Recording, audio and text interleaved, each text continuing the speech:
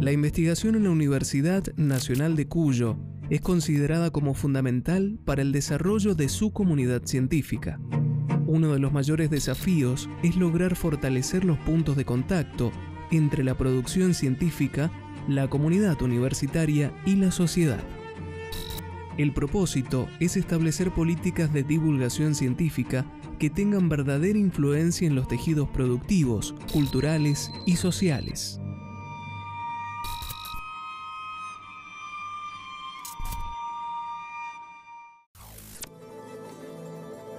Conocer en profundidad las características de nuestros recursos naturales resulta de vital importancia para la toma de decisiones en la gestión y la administración de los mismos. Con este objetivo, en el Valle de Uspallata se realizan estudios mediante las denominadas técnicas isotópicas e hidroquímicas a fin de determinar las características de su sistema acuífero. La profesora Sandra Ibáñez, de la Facultad de Ingeniería de la Cuyo, es directora de un proyecto de investigación que apunta a la formación de profesionales en este tipo de técnicas isotópicas aplicadas a la hidrología.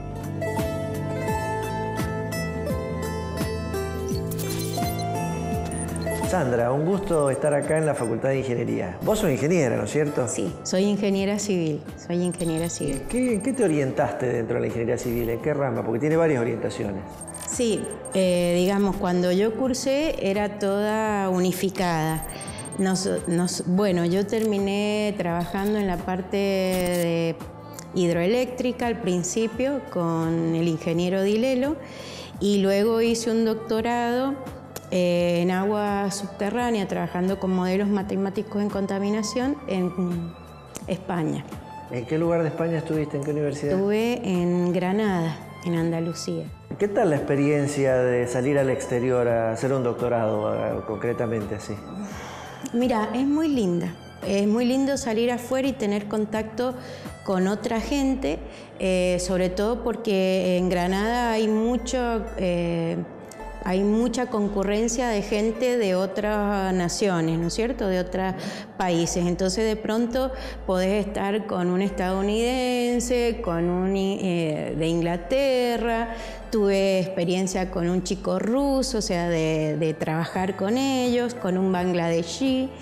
O sea, todo un ambiente multinacional y multicultural, digamos, sí. Porque son culturas además muy diferentes. Es muy lindo porque hay como una conjunción de multiculturas en ese lugar y esa experiencia te abre la cabeza porque una misma experiencia o el lugar, como vos ves las cosas desde los sistemas que nosotros estudiamos naturales en Argentina o en Mendoza, no es lo mismo que ellos en otros países. Lugares. Y la experiencia de investigación en sí, porque vos sos investigadora y sos docente en la Facultad de Ingeniería. Estas otras personas son investigadores también que conociste. ¿Cómo es la relación entre investigadores? ¿Es productiva? ¿Es competitiva? ¿Trabajan en colaboración o es un poco una competencia a ver quién hace algo mejor? Yo creo que eso depende de cada persona en particular y del carácter que tiene. Pero en el mundo se está formando a los profesionales para trabajar en grupo. Entonces, dentro de un grupo hay en realidad una sinergia para que todos alcancen el mismo fin, digamos, de la mejor manera posible. Entonces, si bien a veces te encontrás con gente que hace prevalecer su individualidad por sobre los otros. Entonces eso a veces, ese tipo de personas van saliendo de los grupos porque el grupo tiene que sustentarse en su esfuerzo común, digamos. ¿Y a vos personalmente este trabajo grupal, esta investigación grupal, es lo que te gusta o más solitaria? No, me gusta grupalmente porque vos grupalmente es cuando te abrís a recibir las opiniones de los otros y ya no es solo tu opinión, sino que tu opinión se hace más grande con respecto a los aportes de los otros y la de los otros también se hace mayor por el aporte de la tuya. Claro, vos mencionaste la palabra esta sinergia. Sinergia es que 2 más 2 no suman 4, sino que suman 4 y algo más. Cuando hay una sinergia positiva, digamos, que el aporte o el trabajar en conjunto suma más para todo el conjunto. Vos estás como docente ahora en la Facultad de Ingeniería. ¿Y cómo es la combinación de investigación y docencia? Por un lado, como todas las cosas tienen sus más y sus menos. Positivamente es interesante porque cuando vos le das a los chicos algunos temas, le aportás cosas que vos estás trabajando que son novedosas, que no salen en los libros, ¿no? Y a veces trabajás sobre tus propias investigaciones. Por otro lado, se te hace una carga llevar la parte docente con la parte de investigación que a veces requiere, en nuestro caso, mucho trabajo de campo, y eso significa mucho tiempo que estás afuera, ¿no es cierto? Entonces se te hace pesado combinar las dos cosas y preparar las clases, necesitas tiempos extras. ¿Vos incorporás estudiantes en los proyectos en los que están trabajando o son proyectos solamente de gente recibida? No, son proyectos de gente recibida, pero estamos incorporando estudiantes, digamos, de tercer año hasta quinto, para que nos ayuden en los trabajos de campo, a interpretar los datos, cosas que ellos también se vayan formando. Sí. Claro, es toda una escuela de formación en investigación, digamos.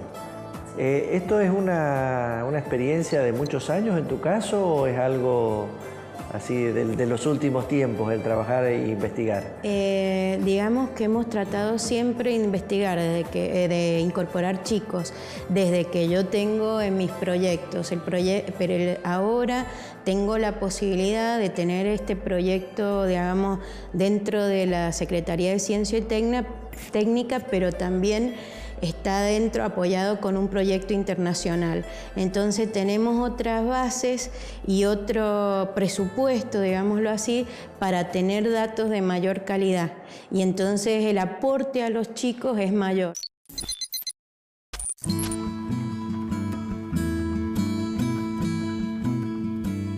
¿Cómo se financia la investigación en ingeniería o en tu caso, cómo la están financiando? Bueno, en este caso estamos trabajando con los proyectos de la CSIC, que de alguna manera no son... La CSIC es la Secretaría de Ciencia Técnica y Posgrado de la propia Universidad de Cuyo. De la propia Universidad de Cuyo, y además, bueno, tenemos un proyecto internacional que, si bien el financiamiento no es en dinero, es en darnos equipos y también en proveer ciertos análisis que necesitamos para tener los datos, que son muy costosos si tuvieras que mandar las muestras por el propio proyecto de la CSIC afuera y hacer los análisis, porque son todos montos en dólares y entonces nosotros no podemos competir haciendo esas cosas. ¿Cómo se llega a un proyecto así con financiamiento internacional? Me imagino que es el sueño de muchísimos investigadores, poder llegar a tener financiamiento del exterior del país. Pero eso requiere ya tener ciertos antecedentes. ¿Cómo se logra? En realidad fue la combinación con otras instituciones. Nosotros veníamos trabajando con la Comisión de Energía Atómica y la gente con la que trabajamos de la parte de gestión ambiental logró acceder a un proyecto ARCAL a través del país. Entonces, ahí nos invitaron a nosotros a trabajar con ese proyecto.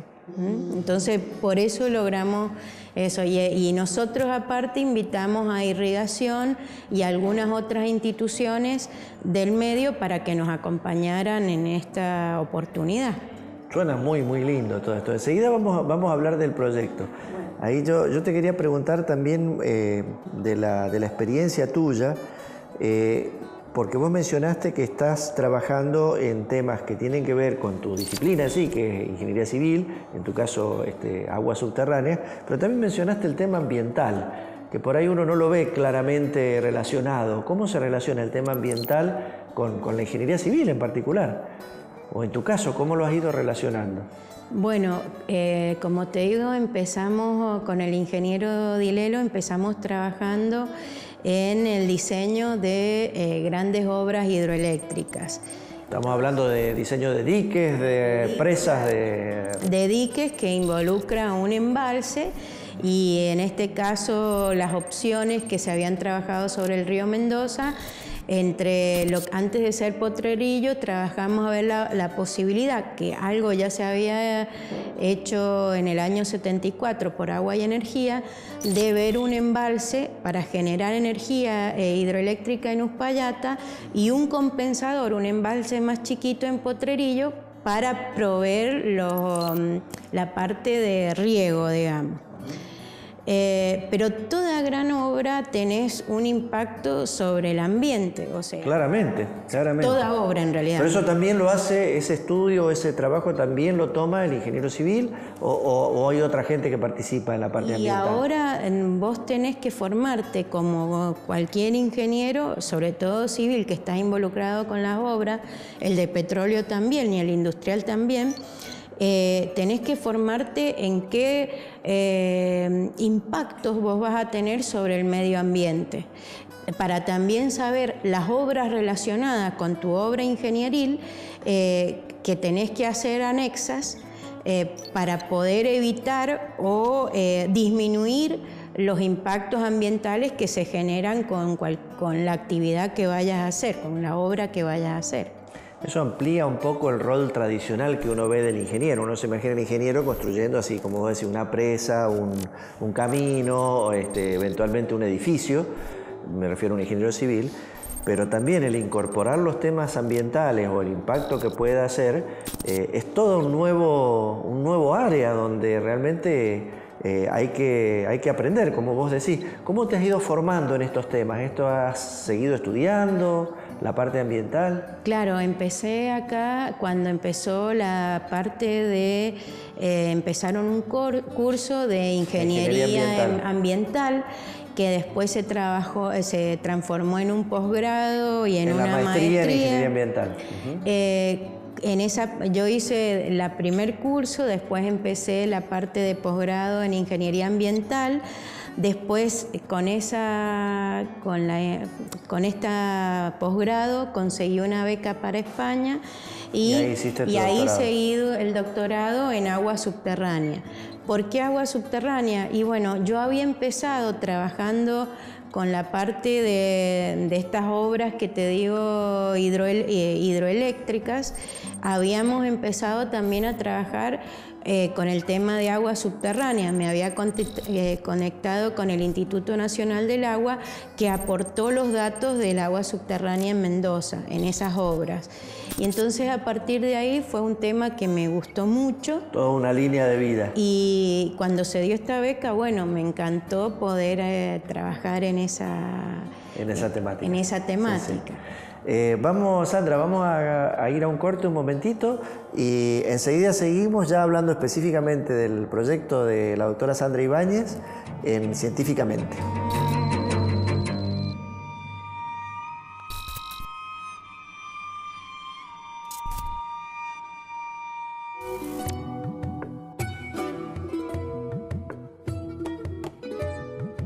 Sandra, nos contabas que estás ahora con un proyecto que tiene acompañamiento por parte de la universidad, pero también por la Comisión de Energía Atómica, la Comisión Nacional de Energía Atómica, y con apoyo internacional. ¿De qué se trata este proyecto? Mira, este proyecto es un proyecto en realidad para aprender una técnica que de alguna manera en el país antes había una cantidad de profesionales y se perdieron. Entonces se perdió equipamiento. Entonces es la técnica isotópica, o sea, de análisis de isótopos estables, o por ejemplo de algunos como que no son inestables, como el tritio, para estudiar características del agua subterránea y también del agua superficial, en este caso más que todo para agua subterránea. Vamos a aclarar que es un isótopo por ahí. Uno está acostumbrado a hablar de elementos químicos, y cada elemento químico, no sé, el oxígeno, el hidrógeno, el nitrógeno, el carbono, tiene diversas estructuras en los núcleos que hacen diversos isótopos. Son, digamos, químicamente igual, pero mucha gente habrá oído hablar, por ejemplo, del carbono. El carbono que tenemos nosotros en el cuerpo es carbono 12, es la mayoría del carbono que hay. Pero también hay un isótopo que es el carbono 14, que es un isótopo que existe en la naturaleza y que nos permite, por ejemplo, hacer dataciones de piezas geológicas o arqueológicas. Entonces, ese estudio sobre isótopos que están en la naturaleza, que existen, ¿y qué les permite visualizar a ustedes? ¿Qué tipo de resultados obtienen ahí? Bueno, por ejemplo, hay unos isótopos que se llaman estables del átomo de hidrógeno y del átomo de oxígeno que forman la molécula de agua, que te permiten determinar la fuente, o sea, de dónde viene esa agua. Digamos, la respuesta que vos tendrías es el lugar de donde viene esa agua, porque no todo el agua viene del mismo lugar. Estamos hablando que uno podría hacer un pozo acá, sacar agua y decir, bueno, este agua viene infiltrada desde el río Mendoza o viene infiltrada desde el río Tunuyán. O se mezcla con agua de lluvia.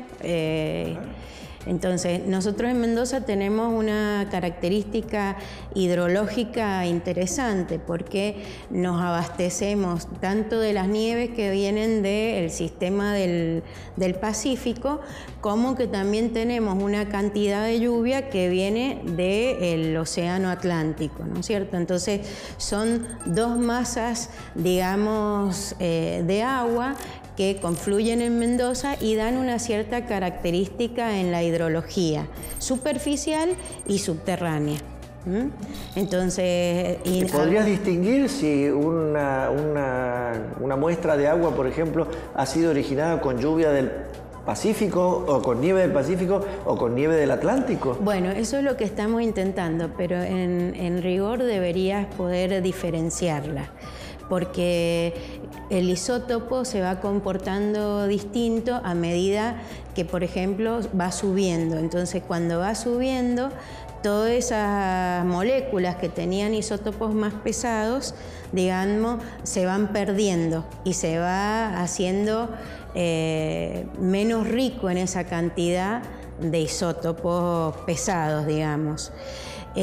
También las diferencias de temperaturas. Entonces, lo que estamos intentando es justamente en lugar como Uspallata, donde de alguna manera confluyen esas dos masas de aire de una manera distinta, ¿no es cierto? Pero que influyen en la hidrología de la zona.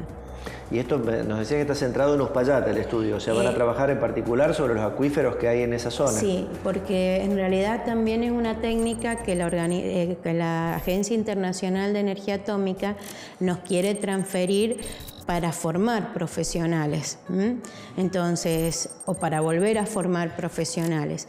Entonces, la idea, estamos acompañando el estudio de campo con talleres para aprender la técnica y acompañamiento de profesionales de renombre internacional para ayudarnos a interpretar los datos.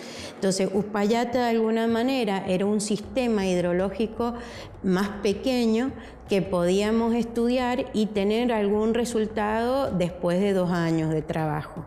No, y es un sistema, desde el punto de vista hidrológico, muy sensible. Yo recuerdo con algún proyecto minero planteado en Uspallata que se discutía si el agua provenía de la cuenca del San Alberto, de la cuenca del Mendoza, si se mezclaban los acuíferos o no se mezclaban, a nivel subterráneo estamos hablando, sí. Y este tipo de técnica permitiría dirimir esas cuestiones, saber... En principio podríamos tener alguna referencia a ver si son dos cuencas separadas o no. Para ese tipo de preguntas, ¿no?, en la investigación. Y además porque de alguna manera Uspallata está creciendo mucho, de una manera acelerada en estos últimos... Y el tema ambiental uno lo ve ahí. Claro, en estos últimos 15 marcado. años ha crecido mucho, se plantean muchos proyectos, pero también hay un desorden en el ordenamiento territorial. Están apareciendo muchos barrios nuevos que no tienen abastecimiento de agua potable y tampoco tienen servicio de agua servida. Entonces se están haciendo barrios nuevos, como no tienen agua, y Uspallata se abastece de agua potable a través de su acuífero. Entonces, que es de muy buena calidad. Entonces, la gente está haciendo cada casita que está así debida... Hace un pozo y saca agua de ahí. Sí, y además hacen pozos sépticos. Entonces los pozos sépticos van a tener que hacer acompañado de alguna otra obra para evitar todo el traspaso de, más que todo, de la materia orgánica, de los nitratos y nitritos que se puedan transferir. Ahí claramente entra esto que vos mencionabas del tema ambiental, en este caso de calidad del agua, con la ingeniería civil en la que está trabajando. Claro.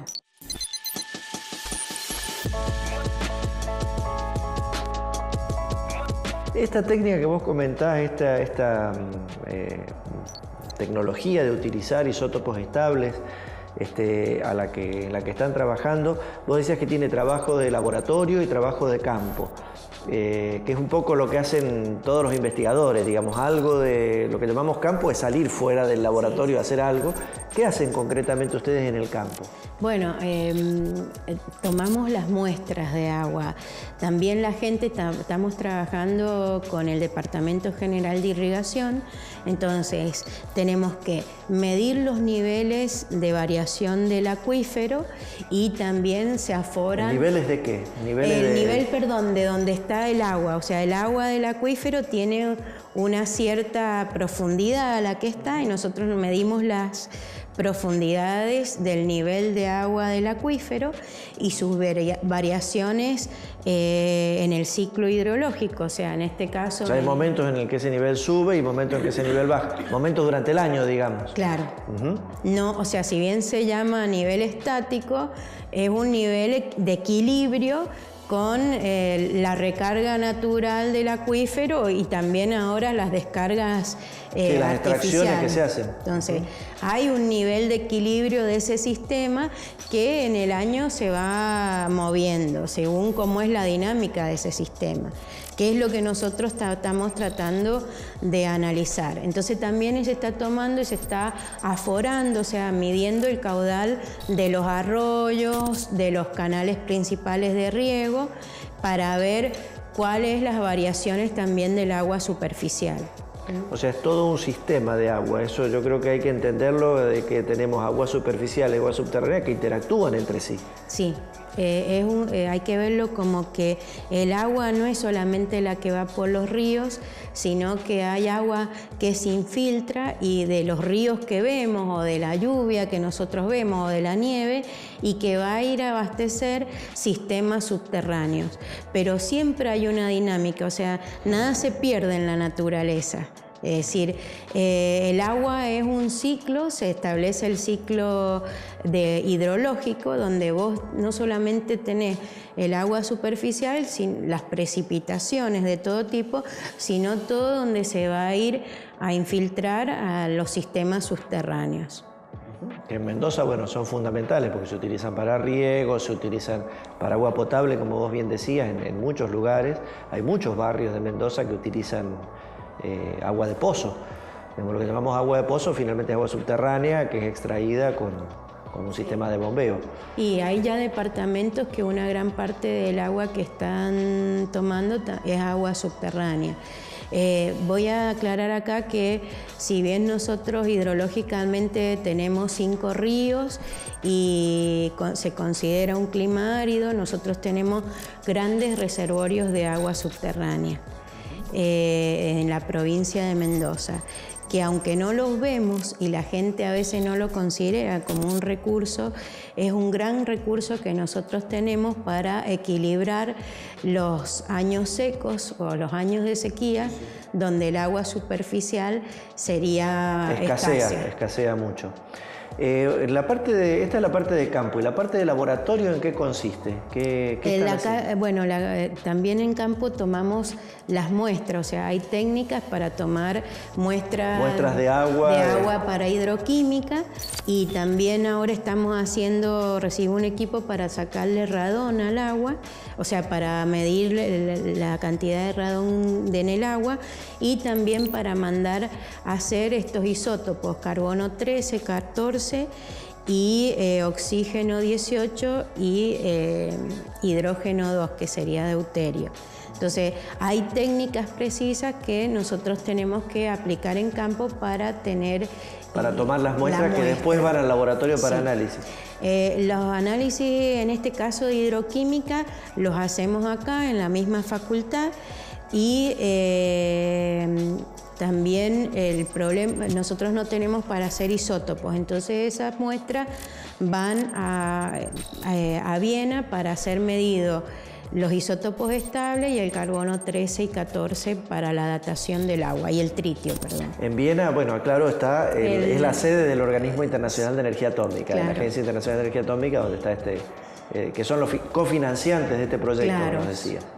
Que se lleva un gran porcentaje de la financiación, porque todos estos muestras, tenés que pensar que nosotros hemos sacado en este momento casi 60 muestras, entre pozos, agua superficial y vertientes. También hemos encontrado muchísimas vertientes. Entonces, tanto en Uspallata como en la subcuenquita de Yaguarás, que está más al norte, en el límite de San Juan. Entonces, todo eso es un costo muy grande en hacer los ensayos de este tipo de análisis. La verdad que interesantísimo el proyecto, Sandra, en lo que están metidos y trabajando al mejor nivel internacional. Bueno, yo te agradezco muchísimo. Vamos a ir ahora a un corte y enseguida hacemos el cierre de este capítulo de Científicamente.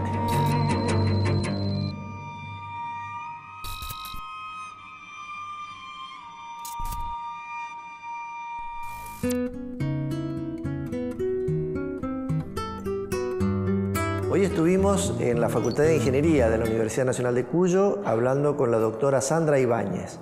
Ella es una ingeniera civil que se especializó y se doctoró en una temática que es muy relevante para nuestro medio, que es la temática del agua subterránea en particular, y no solo el aspecto hidráulico, sino el aspecto también ambiental del agua subterránea. Y nos contó de un proyecto interesantísimo que están haciendo utilizando isótopos naturales, es decir, distintos núcleos que existen en la naturaleza para cada uno de los elementos. Nos habló del oxígeno, carbono, hidrógeno, y que le permiten conocer cómo es la historia del agua, digamos, de dónde viene el agua. Por ejemplo, si viene de una lluvia del Pacífico o del Atlántico, si viene de una determinada cuenca o de otra. Este proyecto realmente es muy, muy importante para entender mejor cómo funciona todo este sistema hidrológico que nos comentó la doctora, que tiene que ver con el agua superficial, con nuestros ríos, arroyos, vertientes, con las precipitaciones y sobre todo con una gran cantidad de agua, nos decía, una enorme cantidad de agua que tenemos en Mendoza y que la tenemos bajo tierra y que la estamos utilizando y la tenemos que utilizar cuidando además el tema ambiental. Así que ha estado muy, muy interesante el día de hoy. Y por hoy terminamos con este capítulo de Científicamente y vamos a seguir con otros capítulos los días que vienen.